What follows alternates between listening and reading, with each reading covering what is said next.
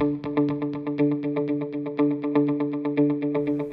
back to Socap Talks, helping innovators build tomorrow, today. Now here's your hosts, Devon Kerns and Eric Sutphin. Today's topic is around leadership. And My favorite topic, honestly. In terms of leadership, I know there's a lot of stuff happening in the news with poor leadership. And I think it's a great way to start out in terms of what is and what isn't leadership. Mm-hmm. So out of curiosity, coming from you, Dr. Liz, and maybe share a little bit about your background and why this is such a passionate topic. And I mean, you've worked with entities like NASA and the Air Force around this topic. So what are you really, who are you and what are you really seeing in terms of leadership out there? Well, just my experience of developing leaders now for probably over 20 years. That question, what is leadership? Are leaders made? Are they born? Is it as simple as the definition that leadership is influence? When I worked with a group of young women leaders, a lot of them, they were mothers and people who were maybe not in a typical leadership position, but I still felt like they had influence, and I wanted them to take one step further in their influence. I couldn't use the L word, that is leadership, because that kind of freaked people out. But my personal belief, and I hope I have some disagreement here because I like a good discussion, I think leadership is influence. I think we lead. You can be a stay-at-home mom and you can still lead. You can lead your children. You can lead the people around you, your friends, your family, by the way that you influence them. And I believe each person has unique areas where they can contribute to that kind of influencing people to do things and to model behavior and to make a difference. So does that also mean that if I was leading, if I also had influence, any type of influence, if I was an influencer, if I was an Instagram model, which, check out Devon Kerns, no, I'm kidding.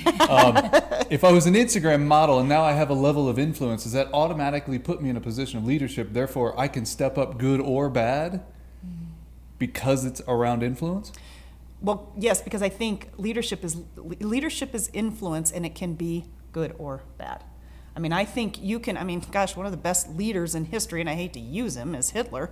I mean, he led, and he started a world war. So, yeah. And obviously he wasn't necessarily that good of a person, especially if you study him very much. But I don't know, Nancy, what do you think? No, I have to agree. I think influence is the key component of leadership, good or bad. You see people in positions that once they get that following, whether it's good or bad, they can sway and influence people to either rise and join into their philosophies and their, just who they are as a leader. I actually studied Hitler not too long ago, having been to Munich, and how he got so many followers was because he tapped into intrinsic values that they needed, wanted. Mm-hmm. They were extremely, poverty-stricken after World War I. And so he was able to pull those people together by the way he influenced their thought process of how they were going to get out of that issue. So influence is not, so in today's world it's really interesting because a lot of people that might be listening to this assume that influence is the level of people that know you. Versus influence, according to what you're saying, is being able to influence the emotion over some belief system or intrinsic value system, and being able to have influence over an individual by invoking that emotion and then getting them to align according to your belief system. Exactly. I think that's a good distinction. One of the reasons that I really stand by the leadership as influence piece is that one of my philosophies when working in the social capital industry is I believe that all people should be developed instead of just that top, your top performers. And I think that companies are much stronger in their social capital and have stronger cultures when they develop their whole, when they try at least. I mean, there will always be people who will dig their heels in and don't want to be developed, and that's on them. But I think, especially with the younger generations, they want to be developed. Yeah. And they're trying to move, I say up the ladder. I think we're getting away from hierarchical structures anyway. But I think, as they try to develop personally and professionally, a lot of them are very young, and a lot of them really are just entering the workforce. And I don't think we have to realize that they have a tremendous amount of influence. Mm-hmm. And if we can really tap into that, I think it really makes our company stronger. Yeah, that's powerful. It reminds me of a conversation we just had yesterday, and we were talking about this with the rest of the Socap leaders in our company. We were sitting down with someone who's young in our organization, and actually two people. One, Dylan, standing over here, and we had a great conversation with him, and he's totally owning the leadership and the idea of stepping into that. And then we've got a 21, almost 22-year-old on board with us who we start, it's an evolutionary process when you're working with people. And to have an open and fluid company, to be able to watch where people are going to thrive and where they're dying. When we looked at this particular individual, it was such a great and tremendous leadership ability. He's somebody that at 20 years old or 19 years old spoke at the White House. Wow. Right? Wow. And he spoke around things that he's passionate about. He's an adopted kid, and he has this passion for working with at-risk youth, and he's got this voice. We ended up putting him in a position where he loves connecting with people. He loves outreach. So we put him in the world of outreach, and then we also put the title of biz dev on him. And could he be a business development leader? And the reality is, he's so great at outreach, and he's so great at inspiring and invoking emotion, but there was a disconnect there. And this is that evolutionary and fluid process that we have to go through, I think, in companies today, where if you've got this young person in your group, and he's actually not even a millennial, he's a Gen Z. If you've got this young person in your group and you've got a fluid and open and transparent conversation around where could we put you, where do you fit in this organization, we realized he is great at leading and invoking emotion and inspiring people, but he's not so great on the closing and connecting piece. And when you can look at that doesn't really fit in a biz dev, but then we talk to him, what do you really want to do?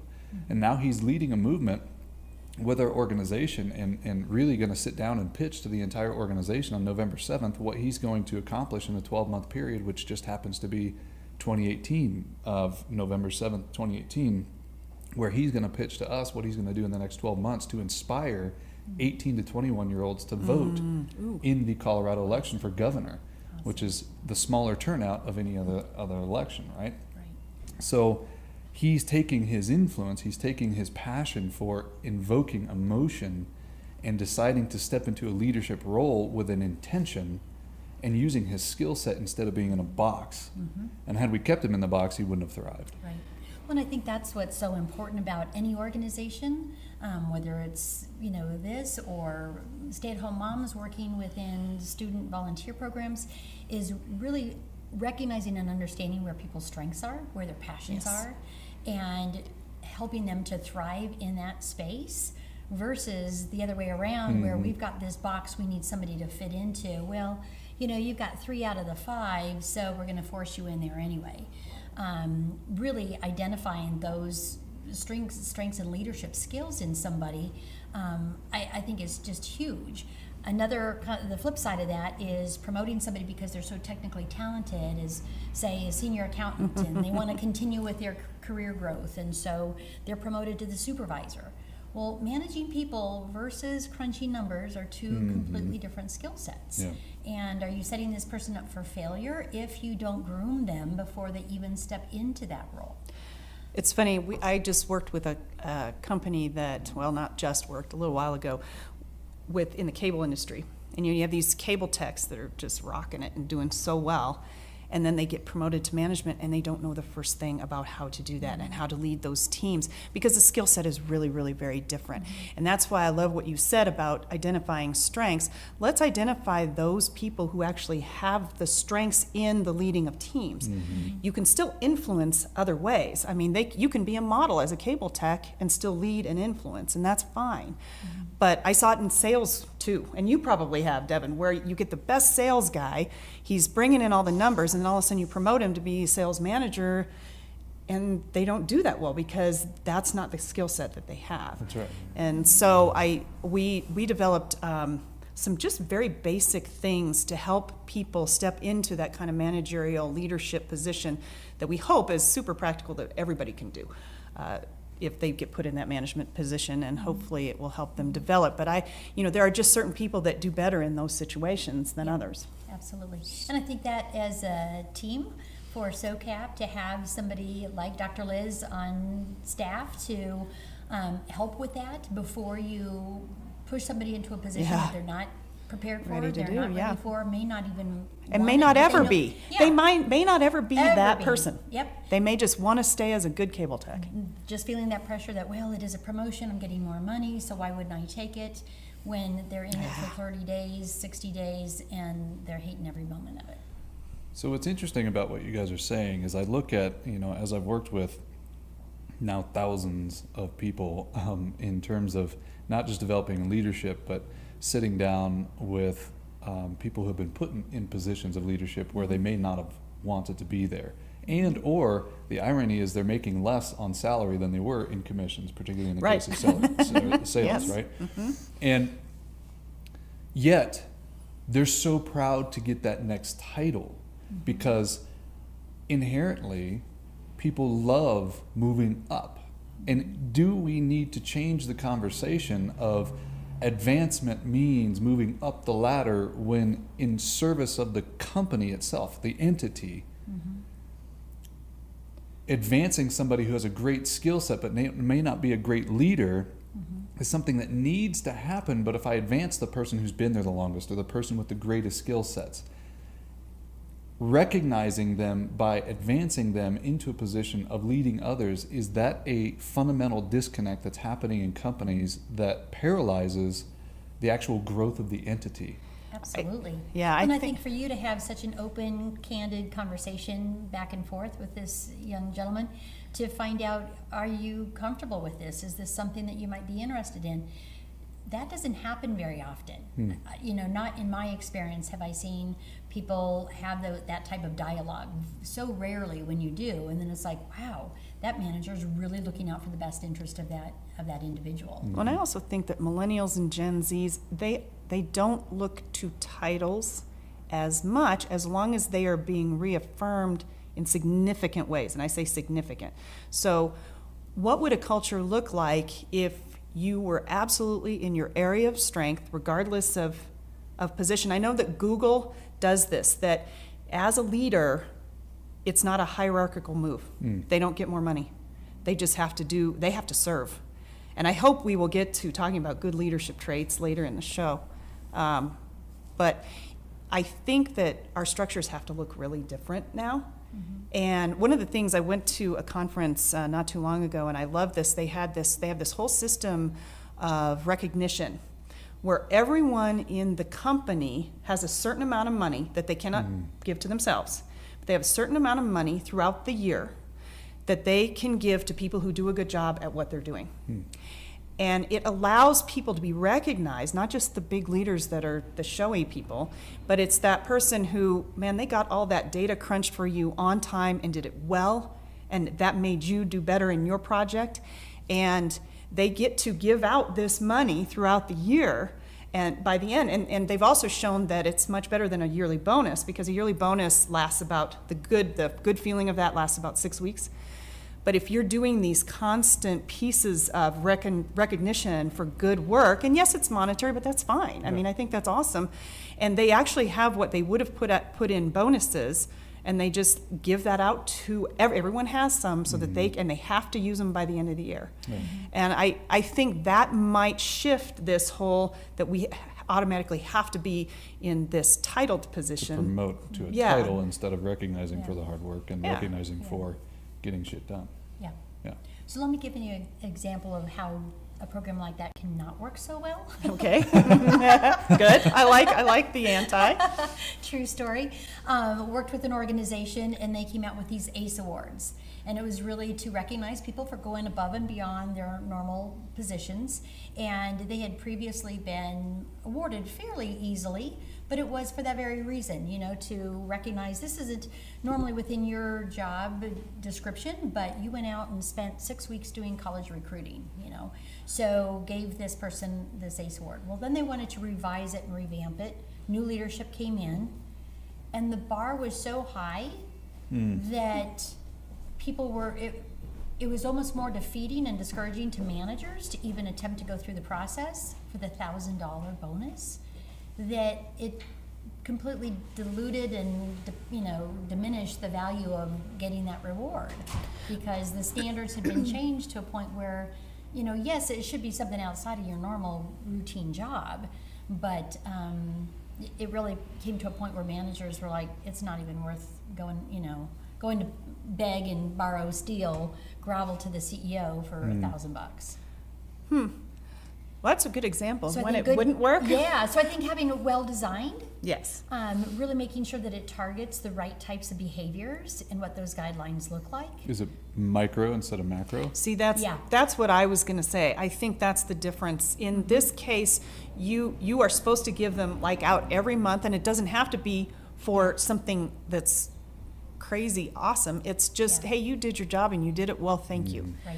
So I think you're right. I Using think the currency design. as gratitude as well as recognition Yeah. from your peers, not necessarily a top-down recognition. Yeah. Absolutely. And it can be so, Right. so. That's a good differentiation. Thank you for making that. Yeah, it can be so minute too. I volunteer, and a gentleman that comes in and does kind of the heavy lifting for us came in the other day, and we were just talking about the whole volunteer experience and things that we both felt could be better based really on part of our conversation last week when we talked about recognition and retaining volunteers.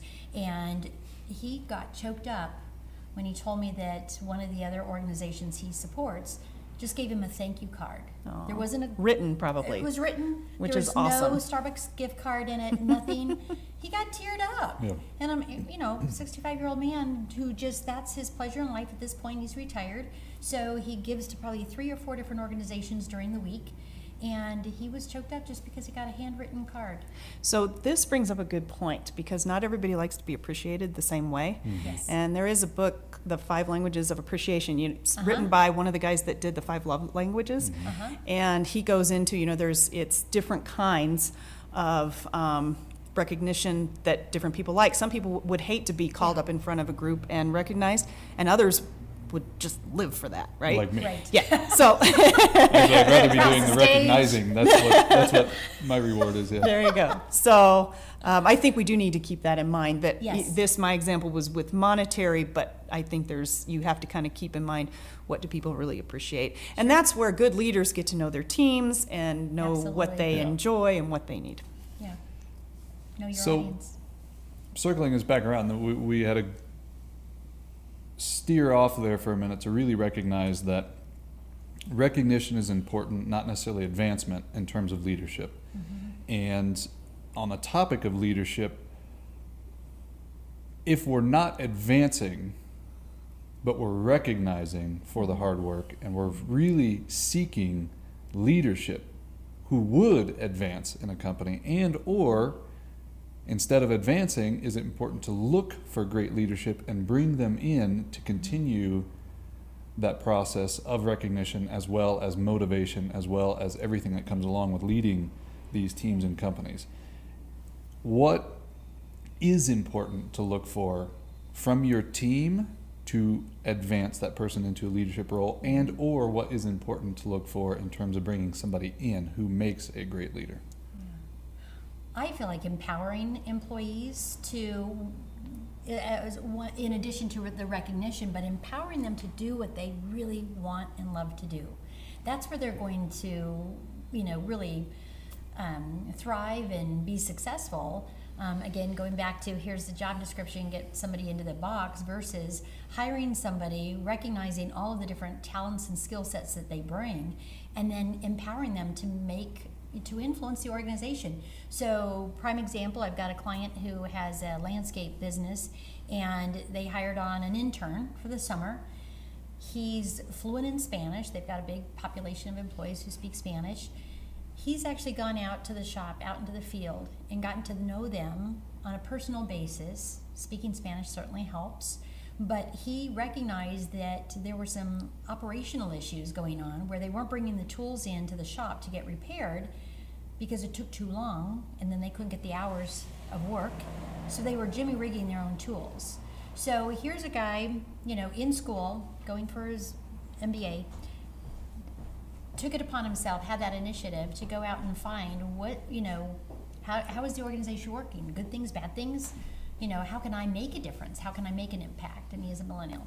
And so he's done that in different pockets of this organization and has just wooed the management because they're so impressed by the initiative, and it's really a bottom-up approach. He didn't have a fancy title.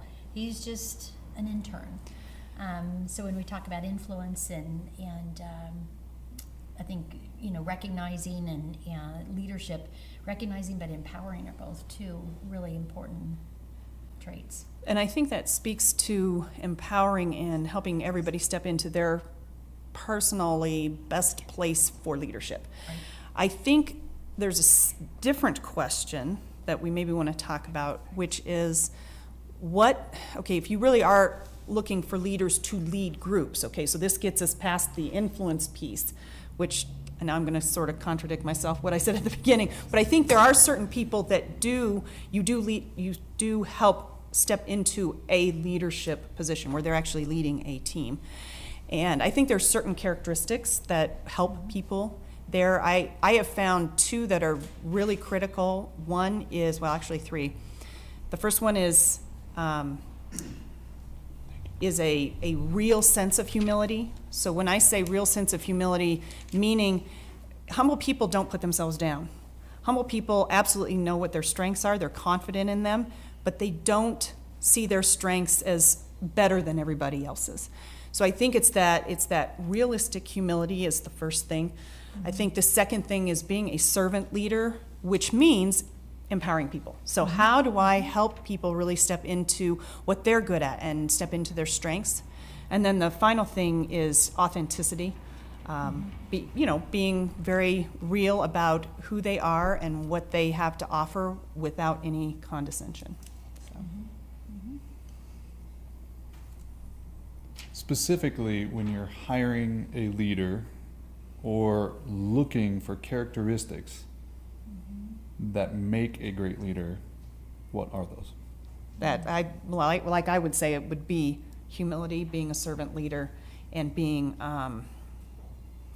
authentic. But I also think casting vision is also very, very important for a leader. If you're leading a group, you need to help every person on your team understand how they fit into the mission of your organization. They need to know that what they're doing is important, regardless of title, because that's what makes them wake up in the morning and want to come to work, is that I'm making a difference and it matters what I do, and I'm part of something bigger. And I think, again, that's something that's so important to the younger generations. They want to be part of something that matters. They want to be part of, there's certain companies that are having a terrible time recruiting right now because they're seen as big business and unethical. And then you've got the groups like a Google or whatever who they can pick from whoever they want. And I just have to add integrity.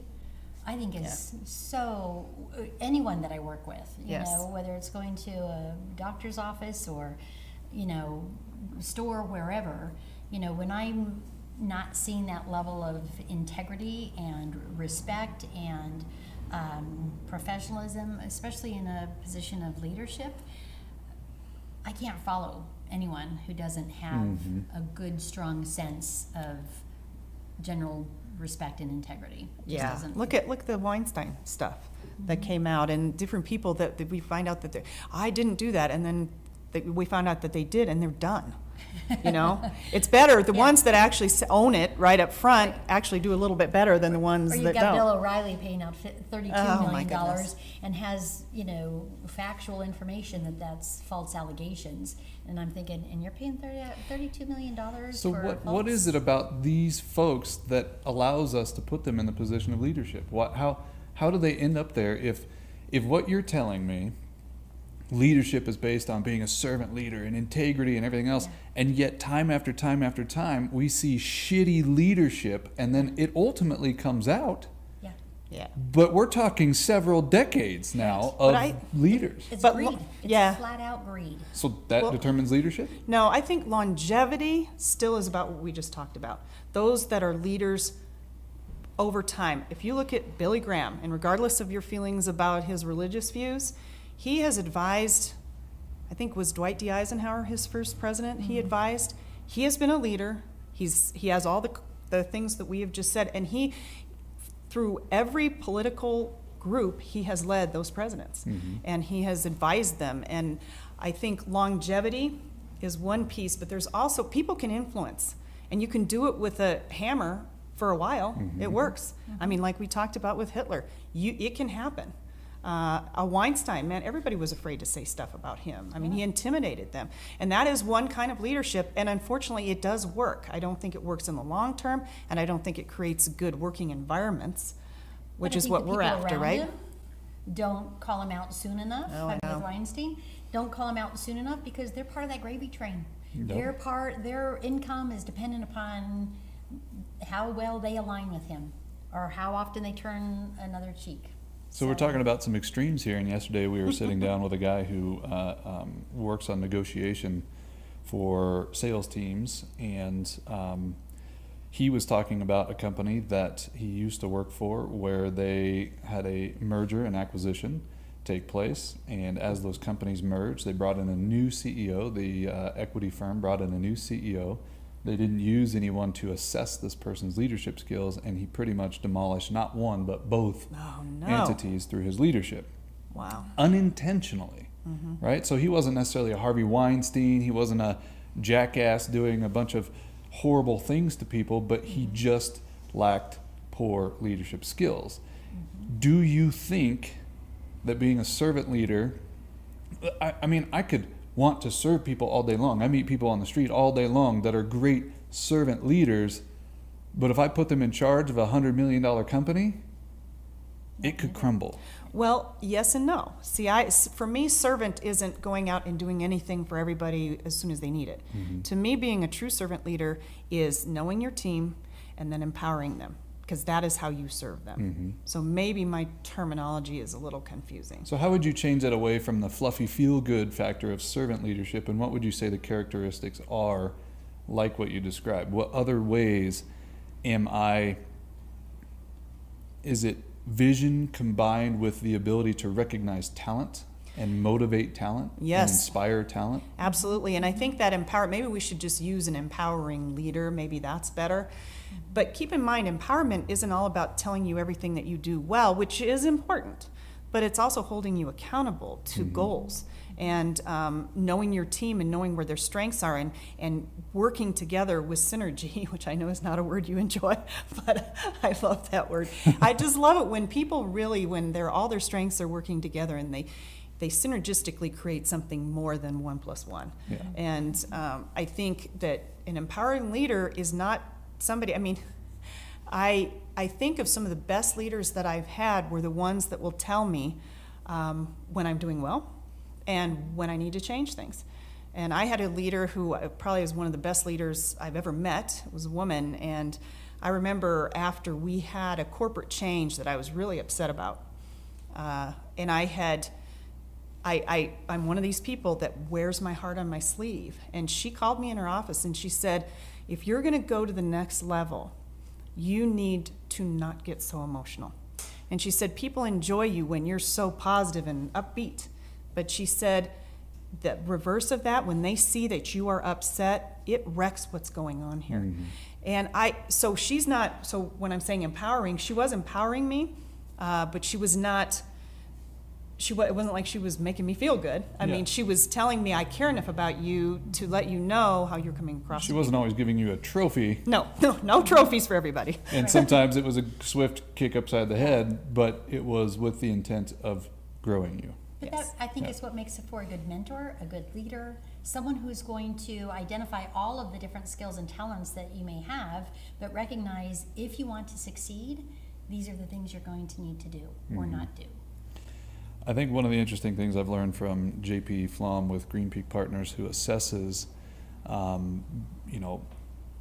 CEO, C-suite level leadership, is he's found that the greatest leaders have a combination of EQ and IQ, emotional intelligence, combined with the smarts that it would take to play in that particular industry. Right. Kind of to answer back to your question earlier, can you take somebody who has good leadership skills and put them into a high-tech, multi-million-dollar business?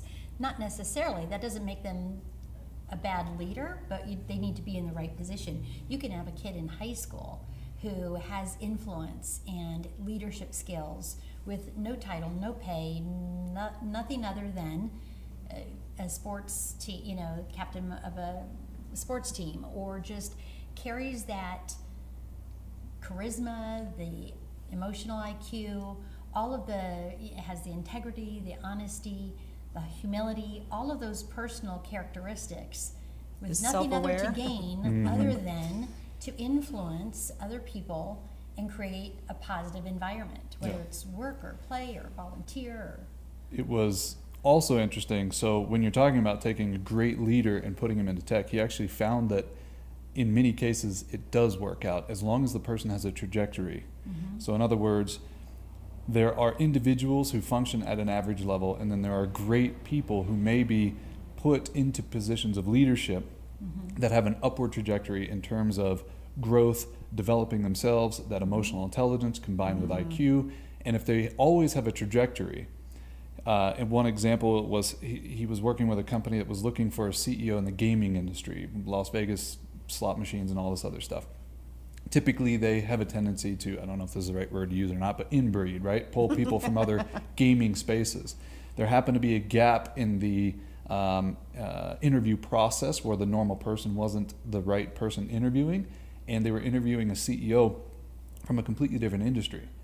But they found his trajectory was massive. He had already built several huge companies, and they brought him into the gaming industry, and there was a lag time where he didn't have vertical growth out of the gate because he didn't understand the industry. However, once he started moving along and started learning about the gaming industry, his vertical growth was almost straight up in terms of the growth of the company and the growth of the leadership and the growth of everything in terms of sales and revenue, because they were patient enough to give him that distance in order to learn. Yeah. But then all of a sudden he went faster and quicker than anybody else and made them the number one company in the gaming industry. You know, Daniel Goleman, who's the one that came up with EQ, emotional intelligence, and all of that, and he claims anyway, that high EQ actually raises your IQ 20 points, which I think is very interesting. Thank God. And I would say it's true. You know, I mean, if you look at the ones, because it's to your point, this guy maybe didn't know all the technical stuff, but the minute he got it, boom. Yeah. And I do think we have got a structure issue starting way before you get into a company around leadership, and it starts in schools, because we recognize IQ over and over and Yes. over and over again, and we put such a strong emphasis on IQ when in fact leadership is predominantly based on EQ.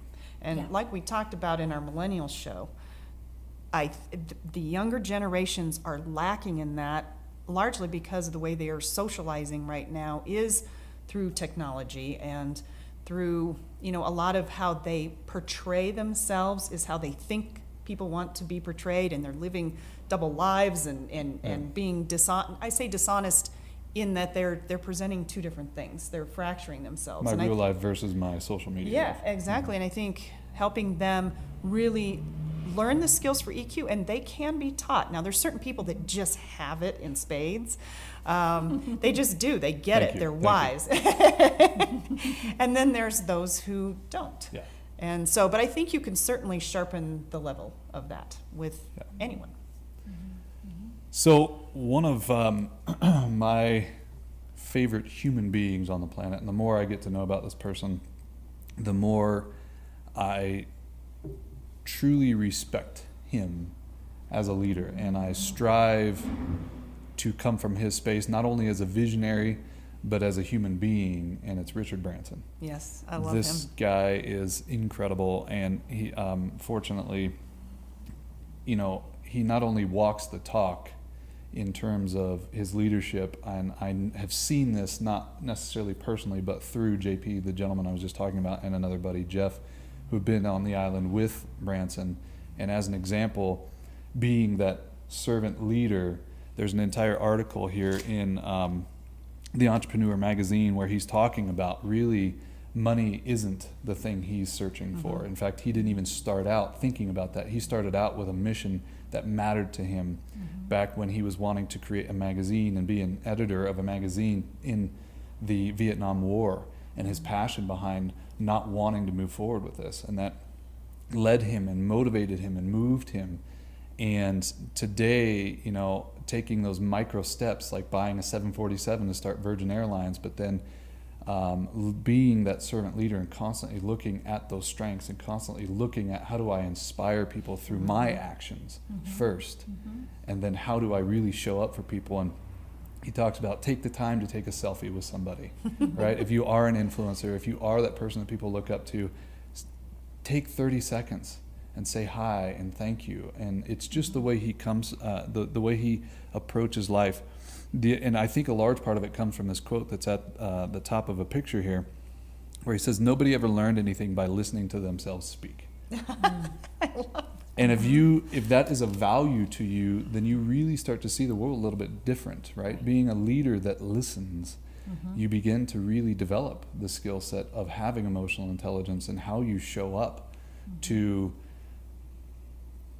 inspire, to have those tough conversations. I was just reading an article yesterday that was a great study on how leaders who are lifelong learners, again, that trajectory idea I think is all part of that they're always, and they're listening, they're always looking to learn and understand, and they're curious, that they are the ones that, again, have more longevity than the ones that have a lot of schooling and all of that. And it's funny, I'll just say an aside, with all the schooling that I have, with the degrees that I have, I guess it gave me kind of a foundation to go from, but honestly, it's just, that really showed me how much I didn't know. And it did encourage me to be a lifelong learner, that you can, if you constantly are trying to learn from other people, that's what makes you interesting and that's what makes you effective. And it's easy to feel recognized when you're heard, going back to that listening skill, right? If I am in a position of authority, in a position of listening, and I'm focused less on me, how much of an impact can I have if I'm just there and present with you and hearing the thing that you need me to hear and what you're really saying and looking. I think great leadership also comes from being able to see behind those onion layers, right? Get to the point quicker. Get to the not the solution quicker. If somebody comes in and they're complaining about something that's happening in the company or something that's happening in their life, how can you feel beyond what they're really saying? Because the thing that they might be saying, the person that they might be complaining about that did X, Y, and Z to them, there's another layer that they're really telling you. And so listening isn't just hearing the words coming out of somebody's mouth, it's feeling the truth behind their words and feeling deeper and really getting to the problem that's arising, right? How can I serve this person by having maybe a tough conversation and saying, here's what you need to own in that particular situation? Because what we really discover is everybody we encounter is typically a mirror of the worst part of ourselves or the best part of ourselves. And if I'm sitting there and engaging, how can I get to that point to help them reflect on their role in that engagement, in that negative engagement or positive engagement? I reward the positive, and I'm willing to have the tougher conversation around how did you play a role in inspiring that negative behavior out of that person? That's Well, I so think it good. translates, That's so good. It translates to personal relationships as well. when there's a confrontation, it may not have, as you said, anything to do with what was said out on the floor.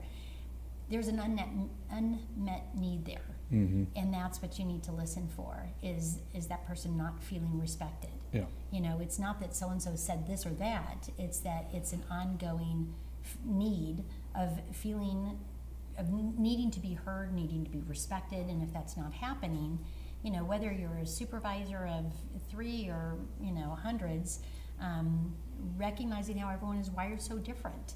Yeah. And yeah, you can have those technical skills. I've got a client right now that they've got a genius working on their staff, but he's blown through 4 employees in the 4 months that I've been working with them, because he doesn't have that emotional IQ. He doesn't have zero any type of leadership skills to know how to manage. And again, somebody who we've talked about putting him into an individual contributor role because he doesn't have, I don't know if I've ever met anyone with less emotional intelligence, to be honest.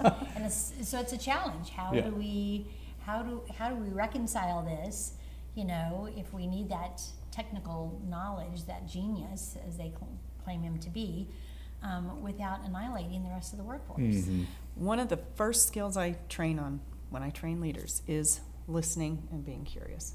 It's just that's what makes good leaders. Yeah. I mean, I think it's such a good point. I love your quote. I'm going to have to get that quote because I like it. Put it in my quote list. The whole article is incredible as far as his story and the question and answer dialogue with the editor of the piece. But so, another piece to this, and then we'll wrap up. How important as a leader is it to recognize when somebody is cancer in the company and to get rid of the cancer as quick as possible? Incredibly important. Critical. And no one ever wants to do it. Yeah.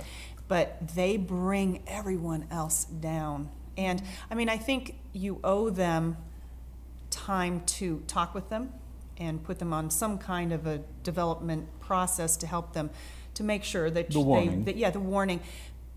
But if people see that going on and they see you not doing anything, it's so demotivating to the rest of the team, and they get frustrated, and it creates, like you said, the different conflicts that really wouldn't even be happening if that Wouldn't person exist. wasn't there. Yeah. And I know I've had to manage people out of an organization, and it's honestly one of the best things that I've done. I have a great example of one gal. She wasn't a cancer as in a bad attitude, which I think is the worst thing by far. But she just wasn't good at her job. Yeah. She kept losing files. I mean, she was our administrative assistant, and she kept losing all our files. And a lot of what we were doing was content and stuff. You can't lose these files, It's right? it's really like the bad. field goal kicker for a football team. You've got one freaking job. job. Thank you. Exactly. Make it between the 2 posts, damn it. That's right. I can understand a Not 63-yard field goal, but for God's sakes, when it's 20 yards, make the damn, right? It's right. Freaking Denver Broncos. Sorry, I'm going off here. There's a lot No, of those. it's true. So anyway, and we had that conversation, and what was interesting was, and I'd been talking to her, over time, and I finally said, do you feel like you are doing a good job? I mean, are you happy here? And once we had really built a good enough trust relationship, she could open up and say, she goes, I hate that I'm not doing a good job. She goes, I'm even trying to get lessons from my husband. He's trying to help me get better. And because it was a nonprofit where people donated their money, and I had to say, I owe it to the people who donate their money to this organization that I make the very best use of the money that we spend. And I said, I feel that we can have somebody who is going to be better at this job. And I said, I believe that you will be wonderful at something else. Yeah. And so we talked her through that and tried to help her find some other things. And I actually was in an event probably 6 months later, and she ran up to me and gave me the biggest bear hug, and she said, I am so happy. Yeah. Thank you for firing me. And I was like, I didn't fire you. You decided to leave after we discussed it. But she said, I'm actually doing art therapy with children. And she goes, I love every day of my job. Yeah. Yeah, how I think the warning period and thinking through how to exit someone Well. is probably, is probably one of the most effective things you can do in general, not just for the company, but for the individual. Yeah. The warning period is really interesting, and it's not even that it's a warning period, but it's again being that great leader where you can look at someone and recognize that there's a disconnect. They may be a great skilled person at the Yes. thing that they're doing, but when they're not performing well, you've got to be able to sit down with that person and coach them and help them and serve in a way of really, again, getting to that onion layer piece of what's really behind why they're lacking, why they're falling behind. And when you have the talent to do that, and all of a sudden there is change in them through that warning period, if you want to call it that, through that transformation, if you can find and dig deep and figure out, I think actually now that I'm talking about this, every leader in a company should go through a coaching program to learn how to extract greatness out of people, whether they belong in that company or not. But if they've got a skill set and they're doing the skill set well, but they start underperforming, to know how to coach out and really extract the reason why they're not functioning well, and then inspire a change. When you inspire that change, all of a sudden the repercussion and the ripple effect of that person performing at an elite level is incredible. A great example is actually another gentleman, Mark, who he has so much passion for everything he does. And he's this incredible mind in production. He's run thousands of person events and all these great things. And we sat down, we went on a company retreat, and he worked with JP. And JP just kind of extracted a couple bullet points as to what's really the underlying reason why you're so passionate about what you do, and how can we focus on bold, positive action. And he actually encouraged him to go get a tattoo, whether it's permanent or not, of BPA, bold, positive action, right? And that was his chant and his call. And I'll tell you, I mean, I have the transformation that came from that one conversation with a skill set, and a tremendous skill set applied to somebody that is taking bold, positive action in the direction that he wants to. He's doing way more than production. He's brought 4 or 5 massive clients to the table that will hopefully be closing here soon, and all kinds of momentum has come from that movement, and it's shifted the culture of the company as well. It's inspired everybody around to do more and be more. On the flip side of that, if you've got somebody that is underperforming because they don't belong in that position like you're talking about, and they're not in that space where they feel like they can take that bold positive action, where they feel like they are doing something that matters. It's contradictory to their skill set. It's contradictory to their personality. Maybe it is a skill set, but they've just learned the skill set because our society says go learn to do something, but it's not really the thing that inspires me. Man, you're screwed. Yeah. And Or you have the skill set for it, but it's not your passion. Yeah, It's not what gets that's you right. excited. You're great with numbers. You can be great in accounting, but working as a bank teller, shoot me dead. yeah. You just can't do it. And in that exit, how do you get that person to recognize, I've worked with you for 6 months now, I've worked with you for a year, and here is what you're great at, and you need to go do that thing. Go find it. Screw what the rest of the world says. Go do that thing. And all of a sudden, they end up picking up the phone and calling you and saying, that firing or that quitting was the greatest thing that ever happened to me. Yeah. I probably spend about 75% of my time with my clients doing that very thing, helping them recognize to get the right person in the right chair. But if it doesn't work out, we've already invested months, maybe a couple of years into this person. How do we really do a deep dive, find out what happened, what changed? Maybe they were great when they came on board, but something's gone south, terribly south. They are that cancer to the rest of the organization. How do you address that and turn it around? And I had a similar conversation with a gal where I said, why are you here? After a half hour, 45 minutes of her telling me all the things that were rotten and horrible about the company and her manager and everything else, I said, well, can you tell me why you're here? What keeps you here? 12 years. Wow. And I think it was, no one had asked her that. No one had sat down and said, what do you like? What don't you like? Are there ways that you've got a few support staff you could hand some of this off? Are you willing to hand it off, or is that part of that control mechanism? So peeling back the layers, but addressing cancer in the organization or a mismatch in skill set to the job is critical. So let's wrap this up real quick. And Nancy, what's the one thing that you think from the HR perspective that makes a great leader? Yeah, great integrity and great communication. Being able to We didn't say communication. That's so good. communication, having those candid conversations, being open, being present, being emotionally intact to hear what's going to create the most successful position in your person in your company, pulling out all of their strengths, empowering them, It doesn't come with titles, it doesn't come with pay.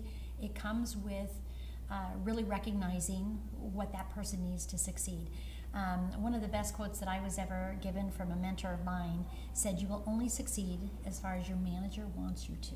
And I have lived my whole career recognizing within maybe a short period of time, months, maybe years later, the dynamics changed, and I thought, I'm not going to succeed here. I need to recognize that because my leader, my manager, does not have that as their goal or their mission or whatever for me. So to recognize bottom up is so critical too. But to be able to have those conversations and say, what happened? We were working so well together, great mentorship, and then something switched. There's a disconnect.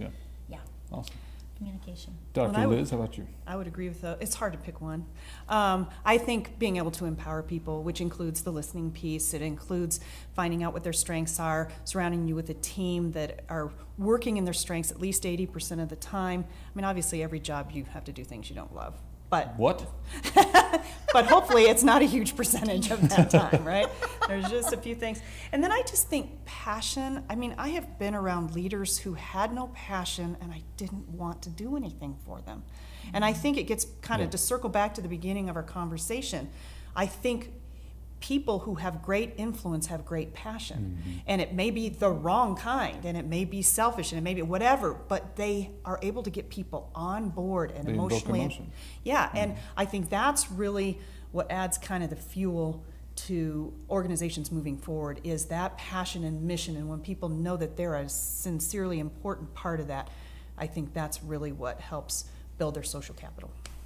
I think for those that have companies or are starting companies, the important key and fundamental key to leadership is recognizing your strengths. So let's say you're starting a company or you have started a company. First, who are you and what do you know about yourself that is great, and what's your skill set that is great, and how do you combine those things?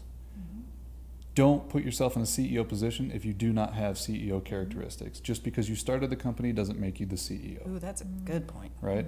Because that's tough in startups. It's terrible.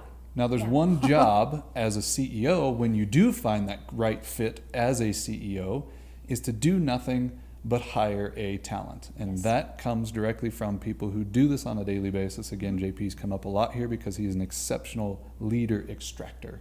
He finds leadership in this world and puts them in that position and puts them in the right position. And his only advice to a CEO is you must be great at surrounding yourself with A-level players that match what is most important to the entity itself, and that is established value systems. If we know what we stand for as a company, not always what I stand for necessarily as an individual, but what this company stands for, the why, as Simon Sinek would put it, the value structure of who we attract and who needs to come into this organization and what we go out into the world and really accomplish. When we establish those pillars of values, then our job is to hire A-level talent with diverse thinking, but same value system as the company itself. And when you do that, you create an environment that makes it natural for leadership to thrive, because you'll see those people who have those leadership skills thriving in that environment, and then you know that that is the person that needs to lead because they start doing it anyways, whether you put them in that position or not. I appreciate you guys for your time, and stay tuned for other conversations around social capital integration and many, many topics that will advance your company. This is a topic and conversations not just for you that are leading companies, but it's for everybody that would be in your organization to understand how do we work together and really take that next leap in terms of transformation internally and externally in this amazing world of ours. I appreciate you guys for staying tuned in. Stay attached to all of our social media and everything else that's out there. Take care, guys.